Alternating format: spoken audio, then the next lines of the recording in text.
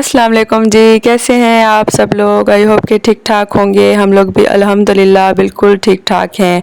जी जनाब, नाश्ते के बाद फ्री होने के बाद घर के सारे काम काज करने के बाद मेड आ गई थी, उसके साथ साथ मैं भी लगी रहती हूँ डस्टिंग वगैरह ये वो छोटे मोटे घर के सारे काम बिखरा हुआ होता है पूरा घर किचन। और बच्चे स्कूल जा रहे हैं आजकल और यूनिवर्सिटी वाले बच्चे यूनिवर्सिटी जा रहे हैं, तो इस तरह से घर का हाल बुरा होता है नाश्ते के बाद। तो उससे फ्री होने के बाद फिर मैंने ये ठंडा ठंडा लाइम जूस बना लिया था। इंग्लिश में तो इसको लाइम जूस कहते हैं लेकिन हमारी सराइकी में इसको मिठे कहते हैं। आजकल जनाब सीज़न में है और बहुत मज़े के ठंडे ठंडे लगते हैं। फ्रिज में मैं रख देती हूँ और इसका जूस निकाल के वो मैं ज़रूर दिन में पीती हूँ, और जिससे मुझे बहुत ही एनर्जी मिलती है और काफ़ी देर तक मुझे बिल्कुल भी प्यास नहीं लगती और पानी की तलब नहीं होती। तो ये बहुत ज़रूरी है। सीज़न के जो भी फल आएँ, जो भी फ्रूट आएँ, वो ज़रूर यूज़ किया करें आप लोग भी। आज मैंने घर के सारे काम तकरीबन जल्दी जल्दी से ही कंप्लीट कर लिए थे क्योंकि मुझे जाना था ग्रॉसरी के लिए। बिल्कुल टोटल मेरी ग्रॉसरी एंड पे थी, कुछ भी घर में नहीं था, सब कुछ ख़त्म था। इसीलिए मैंने अपने हस्बैंड को कॉल की थी कि थोड़ी देर के लिए 1 घंटे की छुट्टी के लिए आ जाएँ तो फिर साथ चल के ग्रॉसरी कर आते हैं, क्योंकि बहुत ज़रूरी था। सारा सामान मेरा ख़त्म हुआ हुआ था और ग्रॉसरी करने के बाद आप इस कदर थक जाते हैं कि फिर घर आके खाना बनाना बहुत ही मुश्किल हो जाता है। तो फिर हम लोग वापसी पर बिरयानी लेते आए थे। तो बिरयानी मोस्ट फेवरेट होती है बच्चों की भी, तो हमने भी खाना खा लिया था बैठ के, क्योंकि बहुत गर्मी थी और गर्मी में सुबह सुबह मैं तकरीबन 12 बजे के करीब चली गई थी। तो गर्मी का टाइम था, इसी वजह से तो फिर काफ़ी थकावट भी हो गई थी और खाना हम लोग बाहर से फिर पैक कराते आए थे, बिरयानी लेते आए थे बच्चों के लिए।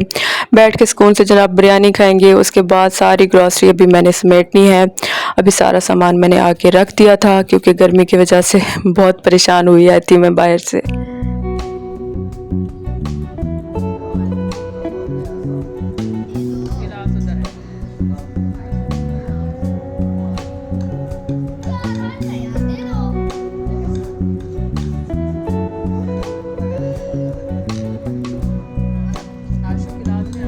अच्छा जी, ग्रॉसरी मैं कर रही थी और आज मेरी फ्रीज़र की क्लीनिंग का डे था। किचन की क्लीनिंग तो होती रहती है हर वक्त ही, लेकिन मुझे आज फ्रीज़र को क्लीन करना था क्योंकि बहुत ज़्यादा बर्फ़ जमी हुई थी। काफ़ी दिन हो गए थे, मैं सोच रही थी कि फ्रीज़र के ऊपर थोड़ा मैं फ़ोकस करूं, लेकिन सामान पड़ा होता है, इसी वजह से मैं इसको खाली करूं और फिर उसको साफ़ करूं तो बड़ा मसला हो जाता है। अभी मैं सामान क्योंकि लाई हूँ, अभी मैंने इसमें शिफ्ट नहीं किया, इसलिए मैंने सोचा कि फटाफट से इसको पहले साफ़ कर लूँ, फिर मैं इसमें सारा सामान रख दूँगी, क्योंकि फिर जब हम सामान रख देते हैं फ्रीज़र में तो फिर इसको क्लीन करना बड़ा ही मुश्किल हो जाता है। तो बर्फ़ इस कदर जमी हुई थी, बड़ी मुश्किल से मैंने फ्रीज़र को साफ़ किया। इस दफ़ा तो बहुत ज़्यादा बर्फ़ जम गई थी फ्रीज़र में। तो मैंने इसको खाली कर दिया, बंद करके थोड़ी देर के लिए इसको खुला छोड़ देती हूँ, उसके बाद फिर मैं इसको क्लीन कर लेती हूँ। जी जनाब, ये शाम का टाइम था और असर के बाद मुझे ख़्याल आया कि मैंने फ्रीज़र को साफ़ करना है और मैं लग गई इसको साफ़ करने में। ये देखिए मैंने क्लीन कर दिया, इसको बिल्कुल साफ़ सुथरा हो गया है। बड़ा ही टाइम लगा था और मेरे बाजू में दर्द हो गई थी इसकी बर्फ़ को उतार उतार के।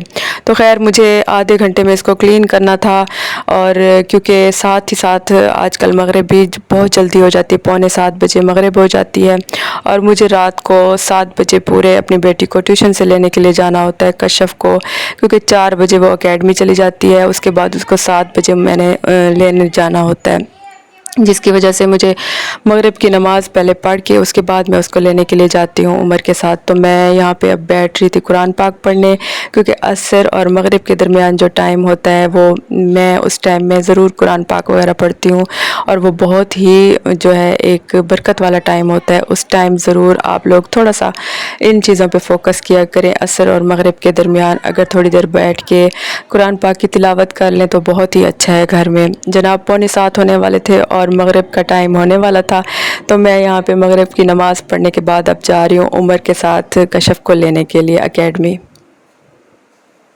अच्छा जी, कशफ की एकेडमी पास ही है, थोड़ा सा ही फासला है, लेकिन गर्मी इस कदर होती है कि पसीने छूट जाते हैं और हस्बैंड घर पर नहीं होते तो फिर मुझे ये ड्यूटी भी देनी पड़ती है, ज़ाहिर सी बात है बच्चों की। तो उसको मुझे लेने के लिए जाना होता है, तो उसकी वजह से बहुत ज़्यादा गर्मी में मुझे आना जाना जो है ना बड़ा ही मुश्किल लगता है बाहर। मुझे बाहर के काम बहुत ही मुश्किल लगते हैं, मुझसे घर के जितने भी मर्ज़ी काम आप करवा लें, लेकिन बाहर जाना मुझे बहुत मुश्किल लगता है। तो खैर मजबूरी के तहत जाना पड़ता है। आज हल्का हल्का मेरे सर में भी दर्द था क्योंकि सुबह मैं गर्मी में चली गई थी ग्रॉसरी के लिए। गर्मी अभी भी शदीद है और पता नहीं, समझ नहीं आ रही कि गर्मियाँ कब तक रहेंगी। तो खैर मैंने आके फिर चाय बनाई थी, थोड़ा सा मैंने रेस्ट किया था क्योंकि सर में बहुत ज़्यादा दर्द था मेरे। अभी मेरी सारी ग्रॉसरी उसी तरह से पड़ी हुई है, उसको भी मैंने समेटना है, अपनी अपनी जगह पे रखना है अभी। सारी ग्रॉसरी अभी मुझे समेटनी थी क्योंकि दोपहर में मैंने आके सारा कुछ ऐसे ही रख दिया था। फ्रीज़र मेरा क्लीन हो गया था, फ्रीज़र वाले आइटम मैंने फ्रीज़र में रख दिए थे। फ्रिज ऑलरेडी अभी मेरा क्लीन है, उसको भी मैंने करना है अभी प्रोसेस, उसका भी दिमाग में मेरे चल रहा है कि उसको भी मैंने अभी क्लीन करना है। तो खैर फ्रीज़र और फ्रिज वाले आइटम तो चले गए थे उसी टाइम ही फ्रीज़र में, और बाकी की सारी चीज़ें अभी मैंने समेटनी है। फ़िलहाल तो मैं निकाल रही हूँ शक्कर, क्योंकि चाय में मुझे शक्कर यूज़ करनी है, तो इसको जार में रिफ़िल करते हैं और चाय पीते हैं, थोड़ा सा सुकून करूँगी, उसके बाद बाकी के सारे काम करूँगी। जी जनाब, आप लोगों से मैंने लास्ट में 2 जो वीडियोस शेयर की थी किचन क्लीनिंग के हवाले से, अल्हम्दुलिल्लाह उनका बहुत अच्छा रिस्पांस आया, और मैं इंशाल्लाह ताला 1-2 वीडियोस और भी प्रोसेस में हैं जो इंशाल्लाह ताला आप लोगों के साथ शेयर करूंगी। कुछ किचन में मैंने थोड़ी सी चेंजेस करनी है, इंशाल्लाह ताला आपके साथ ज़रूर शेयर करूंगी। अगर आप लोगों को मेरा चैनल, मेरी मेहनत और मेरी किचन क्लीनिंग की जो टिप्स हैं वो पसंद आती हैं तो प्लीज़ मेरे चैनल को लाइक ज़रूर कर दिया करें, और सब्सक्राइब नहीं किया हुआ तो वो भी कर दें, और अच्छे अच्छे कमेंट्स भी कर दें। जी जनाब, चाय मेरी तैयार है, इसमें थोड़ी सी शक्कर डालती हूँ और चाय पीती हूँ और थोड़ा सा सुकून करती हूँ, उसके बाद बाकी के व्लॉग आप लोगों के साथ शेयर करती हूँ।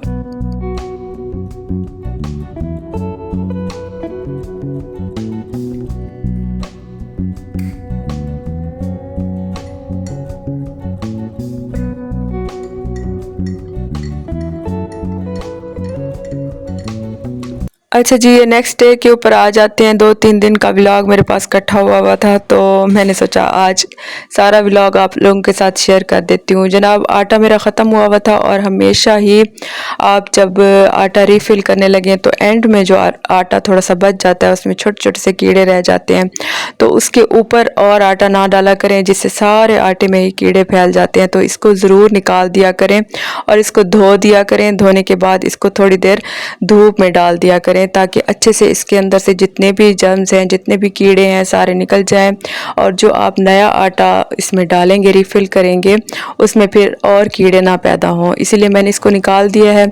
सारा आटा रिमूव कर दूंगी, इसको धुलवाती हूँ मेड से, और इसके बाद इसको थोड़ी देर ड्राई होने के लिए छोड़ दूंगी, और उसके बाद इसको यूज़ करेंगे।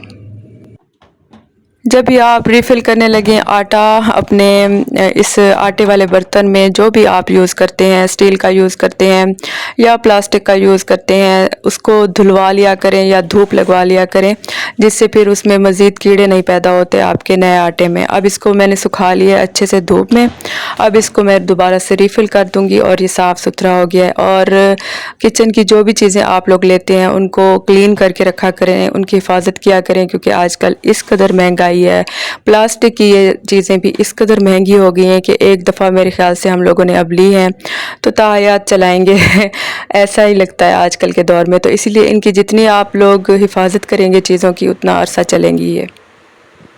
साथ ही आप लोगों के साथ एक छोटी सी टिप और शेयर करनी थी किचन के हवाले से, क्योंकि ये जो सिंक वाली जगह होती है उसके नीचे की जो जगह होती है वो हमेशा ही हल्की हल्की सी वहाँ पे नमी रहती है, वहाँ से स्मेल आती रहती है, और उसको क्लीन करना लोग बिल्कुल ही भूल जाते हैं, जिसकी वजह से पूरे किचन में हल्की हल्की सी स्मेल आती है। तो इसको लाजमी याद रखा करें, हर दूसरे तीसरे दिन इसको खोल के इसको साफ़ किया करें, क्योंकि थोड़ा थोड़ा सा पानी यहाँ पे जमा होता रहता है जिसकी वजह से स्मेल हो जाती है।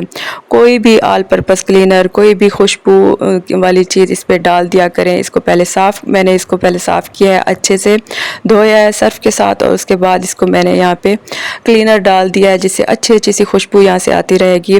तो ये ज़रूर किया करें, ये मेन चीज़ होती है हमारे किचन की, जहाँ से स्मेल आती रहती है और हमें समझ नहीं आती कि कहाँ से स्मेल आ रही है, और काकरोचेस वगैरह भी यहीं पे जमा हो जाते हैं। तो यहाँ पे स्प्रे कर दिया करें साफ़ करने के बाद, तो फिर आपके घर में काकरोच बहुत कम हो जाएंगे। जी जनाब, इसके साथ ही मेरा व्लॉग भी ख़त्म होता है। मुझे दुआ में याद रखिएगा। अल्लाह हाफ़िज़ जी।